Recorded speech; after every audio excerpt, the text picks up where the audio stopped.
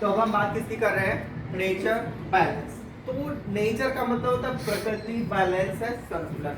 प्रकृति का जो संतुलन है उसी को हम क्या बोलते हैं? Nature balance. देखो प्रकृति क्या करती है, नेचर अपने आप को बैलेंस करने के लिए क्या करती है? कुछ क्रियाओं को अपनाती है। पहली बात तो नेचर ऑलवेज क्या करती है? खुद को बैलेंस अपने आप कर लेती है, चाहे वो लिविंग और नॉन लिविंग के बीच का बैलेंस करना हो, या फिर हर्बीवोर एंड कार्निवोर के बीच हो, या फिर इकोलॉजी का कोई भी सिस्टम हो, अगर उसको उसे क्या करना है? बैलेंस करना है, तो वो अपने आप कर लेती है। अगर कोई ऐसी स्पीसीज या ऐसा कोई फाइलम है जो कि नेचर के बैलेंस को गड़बड़ कर रहा है, क्या कर रहा है? गड़बड़ कर रहा है, तो नेचर क्या करती है? उस फाइलम को ही हमेशा के लिए मिटा देती है, जैसे डायनासोर। उस जाति को हमेशा के लिए क्या कर देती है? खत्म कर देती है, जैसे डायनासोर्स को खत्म किया नेचर में। पृथ्वी का उथल पुथल। अर्थ पे इतने बड़े थे कि उनसे लड़ पाना किसी भी स्पीसीज के लिए संभव नहीं था। कोई भी स्पीसीज उनसे लड़कर जीत नहीं पा रहे थे, और वो ऐसे थे कि दूसरी स्पीसीज को फलने फूलने ही नहीं दे रहे थे। ठीक है, तो नेचर ने क्या किया? उनको ही इंस्टिंक्ट कर दिया। सब प्रकृति ने ही उसको डायनासोर। प्रकृति ने ही मारा। वो बताते हैं कि सबसे पहले ओलाह पिंड ओलाह पिंड से मरे थे। उल्का पिंड वो नेचर ही करता है, जो ठीक है, या तो वो अपने आप में ऐसा चेंज लाता है, सब कुछ खत्म कर देता है, उथल पुथल कर देता है। ये क्या होता है? एक साइकिल चलता है। नेचर को हर चीज क्या चाहिए? बैलेंस चाहिए। ये इकोलॉजी के अकॉर्डिंग जैसे कोई भी चीज है, ये इसका क्या होता है? सबसे ग्राफ में लो लेवल होता है, और ये क्या होता है? एक हाई लेवल होता है। ठीक है, ये क्या है? Medium level. क्या है? Medium level. अब यहाँ पे अगर कोई भी स्पीसीज है तो यहाँ पे चलेगी कहाँ? ऊपर बढ़ेगी यहाँ तक। ठीक है, यहाँ से पहुंचेगी क्या? अपने हाई लेवल पे। हाई लेवल पे पहुंचने के बाद फिर वो लो लेवल पे आएगी, फिर वापस यहाँ तक जाएगी, फिर यहाँ से ऊपर फिर यहाँ जाएगी। अगर वो इस मीडियम लेवल पे रहती है तो सबसे अच्छे उससे सर्वाइविंग करने के क्या कर रहते हैं? चांसेस, सबसे ज्यादा चांस रहते हैं मीडियम लेवल पे। ठीक है, मीडियम लेवल ही उसके सर्वाइविंग का सबसे अच्छा। किसी स्पीसीज का क्या होता है? पीरियड होता है, एक ड्यूरेशन होता है। ना ये नीचे और ना ही ऊपर पर एग्जिस्ट कर सकती कोई भी स्पीसीज। जैसे अगर हम बात करें इस समय ह्यूमंस की, आपने देखा होगा कि हर 100 साल के बाद एक महामारी आती है, जिसमें लाखों क्या करोड़ों की संख्या में लोग मारे जाते हैं। क्यों? क्योंकि ह्यूमन पॉपुलेशन बहुत ही ज्यादा हो रही है, और ये इतना अपना अतिक्रमण कर रहे हैं कि नेचर को क्या कर रहे हैं? नुकसान कर रहे हैं। अब नेचर में 50% से ज्यादा क्या होनी चाहिए? प्रोड्यूसर होने चाहिए। क्या होने चाहिए? प्रोड्यूसर। अगर प्रोड्यूसर नहीं होगा तो कंज्यूमर्स को खाना कहाँ से मिलेगा? अगर कंज्यूमर को खाना नहीं मिलेगा तो वो एक दूसरे को ही मारना शुरू कर देंगे, जैसा कि होता है। ठीक है, हम इंसान है या जानवरों में देख लो, अगर प्रोड्यूसर की संख्या ज्यादा हो जाए, जैसे हमने मान लिया एक यहाँ पे क्या है? एक पेड़ है। ठीक है, ये एक बड़ा सा पेड़ है, नीम का पेड़ मान लिया। इसमें क्या होती है? हजारों की संख्या में क्या आएंगे? नीम के पौधे आएंगे। नीम के फल आते हैं, हर साल आते हैं, यहाँ पे नीचे गिरते हैं ऐसे एकदम से। ठीक है, गिरे और सारे के सारे बीज से क्या निकलता है? पौधा निकलता है। क्या सारे पौधे बन पाते हैं? नहीं। पेड़ बनते नहीं। क्यों? आधे में जो मर जाते हैं ऐसे ही। नष्ट हो जाते हैं। क्यों? क्योंकि अगर इनकी क्वांटिटी क्या हो जाती है? ज्यादा हो जाती है। क्या हो गई? संख्या ज्यादा हो गई, तो इनको प्रॉपर क्या नहीं मिल रहा? न्यूट्रिशन नहीं मिल रहा है। क्या नहीं मिल रहा है? न्यूट्रिशन नहीं मिल रहा है। तो वो एक दूसरे से ही न्यूट्रिशन खींचने लगते हैं, चाहे भले वो हर्बीवोर क्यों ना हो, एक दूसरे को ही मार देते हैं, उसमें नष्ट हो जाते हैं। तो इसलिए इनकी संख्या को नियंत्रण करने के लिए कौन होते हैं? हर्बीवोर, जो क्या खाते हैं? घास फूस। तो वो इनको खाते हैं और इनकी संख्या को क्या रखते हैं? नियंत्रण। और अगर ये हर्बीवोर ज्यादा हो गए तो ये घास फूस को उगने ही ना देंगे। जब घास फूस कम बच जाएगी तो एक दूसरे को ही मारने लगेंगे सिर्फ खाने के लिए, तो एक दूसरे को नियंत्रण। तो इसके नियंत्रण के लिए क्या होते हैं? कार्निवोर।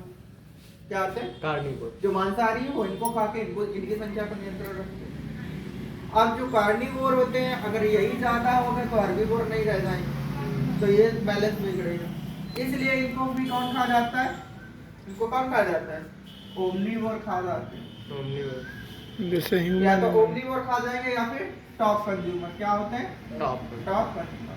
पहली बात, जो कार्निवोर होते हैं, जो इनकी रिप्रोडक्शन रेट होती है बहुत स्लो, ठीक है, इसलिए इनकी संख्या कभी ज्यादा नहीं होती। इसीलिए नेचर क्या करता है, ऑलवेज इनको क्या रखता है, बैलेंस रखता है। हर चीज को क्या रखता है वो, बैलेंस। बैलेंस रखता है।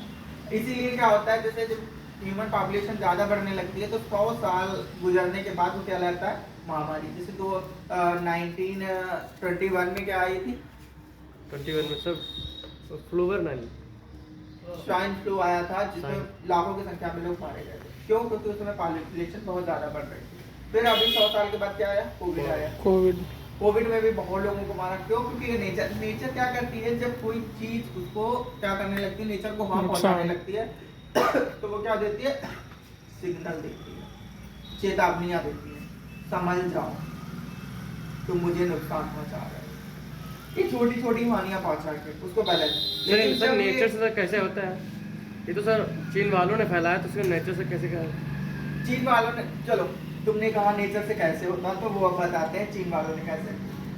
अगर नेचर ना चाहे तो एक पत्ता नहीं मिल सकता, सारा कुछ नेचर करता है। वो वायरस बनाया था उन्होंने, ठीक है, क्यों एग्जिस्ट किया है, क्यों एग्जिस्ट किया? क्योंकि नेचर ने उसके फेवरेबल क्या बनाया, एटमॉस्फेयर। क्या बनाया? एटमॉस्फेयर। हम जिंदा क्यों हैं? क्योंकि हमारे अकॉर्डिंग यहाँ पे क्या है, एटमॉस्फेयर है। एटमॉस्फेयर को किसने क्रिएट किया?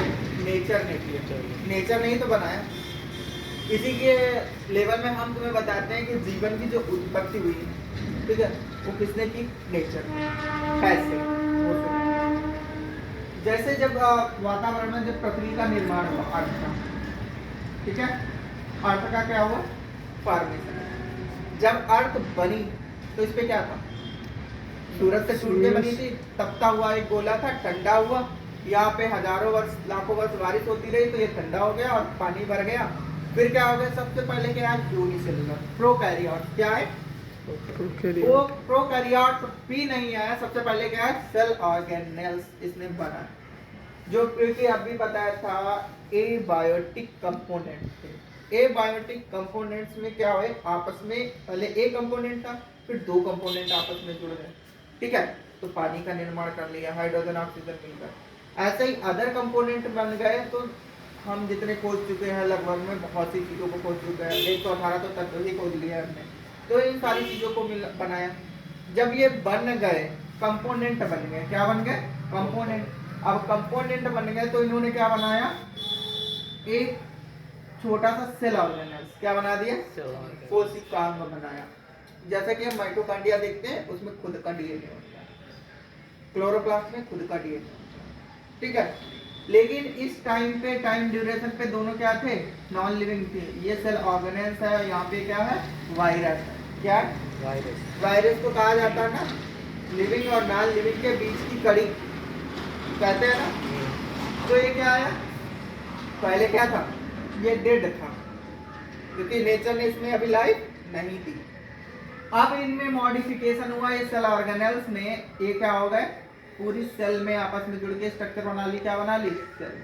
क्या बना ली, सेल। अब ये वायरस को यहाँ पे रहकर अपनी संख्या बढ़ाने का क्या मिल गया, ये प्रॉपर प्लेस।